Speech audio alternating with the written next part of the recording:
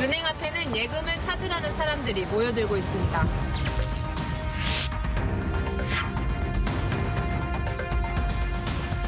The banking system is safe.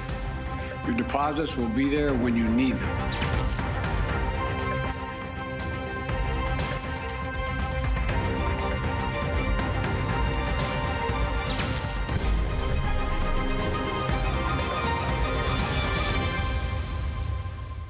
생방송으로 보내드리는 특파원 보고 세계는 지금 함께하고 계십니다. 지금 시각 10시 16분을 넘어섰습니다. 늦은 밤이 됐네요.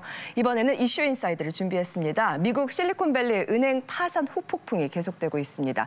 이번 사태의 원인과 파장을 지금부터 심층적으로 짚어볼 텐데 먼저 이 실리콘밸리 은행 파산 소식이 들린 곳이 지난 10일 금요일이었죠. 네, 저도 이 소식에 정말 깜짝 놀랐는데요. 실리콘밸리 은행 같은 경우는 미국 내에서 16위이고요. 그리고 네. 아주 탄탄한 중견은행으로 알려져 있었거든요. 네. 자, 여기에 스타트업 기업들이 주 고객이고 그러다 보니까 이 스타트업계의 돈줄이다 이렇게 불렸었는데 자, 지난 8일 수요일에 갑자기 위기론이 나왔습니다. 그런데 단 이틀 만에 이 바로 금요일 날 파산을 하면서 정말 큰 충격을 줬었죠. 건실하다고 여겨졌던 은행의 이런 파산은 정말 갑작스럽게 다가오는데 어떻게 이런 일이 발생한 건가요? 이거 이 미국의 연준, 그러니까 한국으로 치면 중앙은행이죠. 네. 이 정책을 조금 고려를 해야 될 것 같아요. 이 정책이 영향을 끼쳤다는 것이죠. 이 네. 연준이 물가가 많이 이제 오르니까요. 이 기준금리를 갖다 확 올려버립니다. 네. 시중에 자금줄을 갖다 조여버린 것인데 그러다 그랬죠. 보니까 스타트업에 대한 투자가 조금 어려워진 상황이 발생했고요. 네. 그다음에 뭐 자금난에 빠진 많은 기업이라든지 사람들이 은행에 맡겨놓은 예금을 갖다가 찾아야겠다 이런 상황이었었는데요.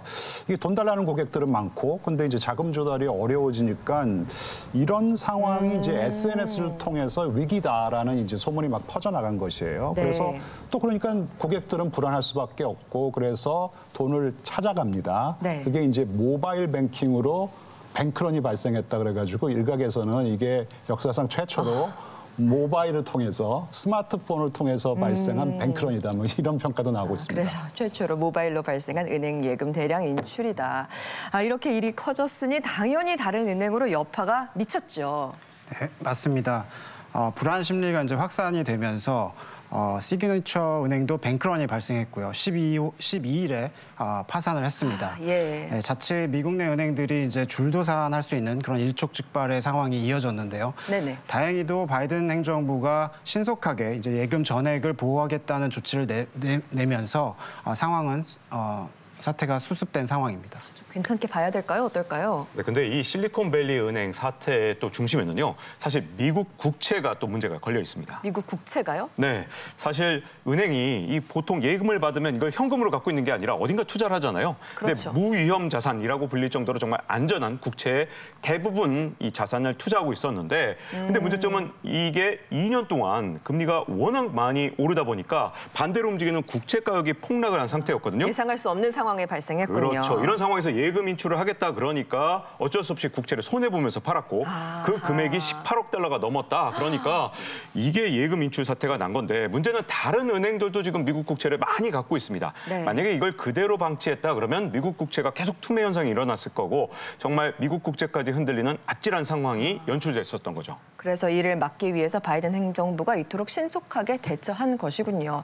그런데 미국에서 한숨 돌리자마자 이번에는 유럽은행이 휘청였다라는 소식이 들어와서 또 깜짝 놀랐습니다. 그렇습니다. 아마 지난달 15일이었을 거예요. 이게 크레딧 스위스라는 은행이 있습니다. 네. 꽤 큰 은행이에요. 스위스에서는 아마 두 번째로 큰 은행이고요. 그리고 투자은행인데요. 네. 투자은행으로서는 전 세계 9위 정도 되는 것으로 알고 있습니다. 널리 그러니까 알려진 그만큼 글로벌 금융 시스템에서 차지하고 있는 위상이 크다. 네.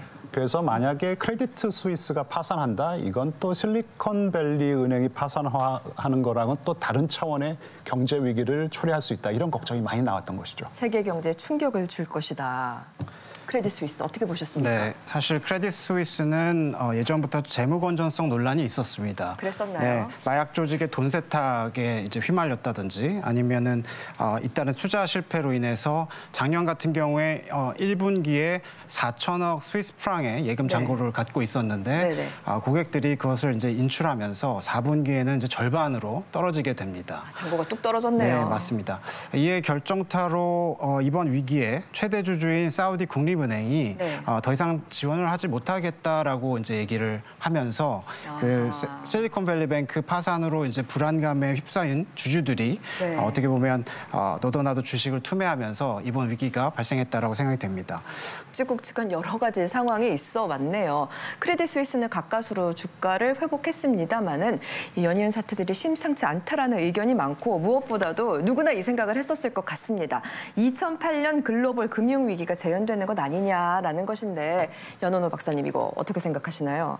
네, 2008년 금융위기는 당시에 이제 부실했던 그 부동산 담보 대출과 이제 얽히고 설켰던 그런 파생 상품이 주요 원인이었습니다. 네. 그렇지만은 이번 사태 같은 경우에는 이 스타트업을 주 고객으로 하는 실리콘밸리뱅크가 있고요. 그리고 시그니처 은행 같은 경우에는 이 암호화폐에 특화된 그러한 특징을 갖고 있습니다. 그때와 지금은 상황이 좀 다르다라는 네, 말씀이신가요? 맞습니다. 이제 둘 다 금리에 이제 취약한 그러한 특별한 이제 구조를 갖고 있는 은행이었기 때문에 네네. 이번에는 좀 영향이 한정적이지 않을까 생각이 됩니다.